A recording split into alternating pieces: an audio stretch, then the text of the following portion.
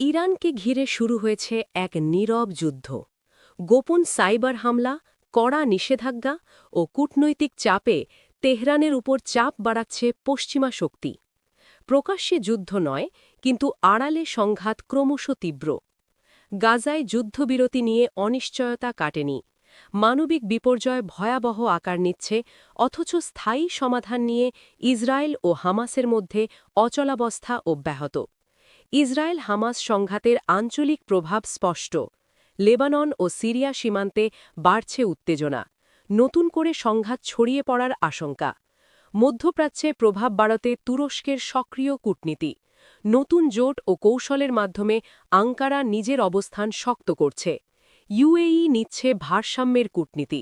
Israel ও আরব বিশ্ব দুপক্ষের সঙ্গেই সম্পর্ক বজায় রেখে আবুধাবির কৌশলী অবস্থান। সৌদি ইরান সম্পর্কে নীরব অগ্রগতি। চীনের মধ্যস্থতায় সংলাপ শুরু হলেও পারস্পরিক সন্দেহ এখনও পুরোপুরি কাটেনি। মধ্যপ্রাচ্যে বাড়ছে চীনের প্রভাব। বাণিজ্য ও জ্বালানি চুক্তির মাধ্যমে বেইজিংয়ের পদচিহ্ন আরও স্পষ্ট। ইউক্রেন যুদ্ধের মধ্যেও রাশিয়ার কৌশলগত সক্রিয়তা। সিরিয়া ও ইরানে প্রভাব ধরে রাখতে মরিয়া মস্কো। গাজায় মানবিক করিডর নিয়ে টানাপোড়েন। সহায়তা প্রবেশের দাবিতে আন্তর্জাতিক চাপ ক্রমশ বাড়ছে। ইরানের পারমাণবিক ইস্যুতে ফের উত্তেজনা। চুক্তি পুনরুজ্জীবন নিয়ে পশ্চিমা দেশগুলোর সঙ্গে মতবিরোধ তীব্র।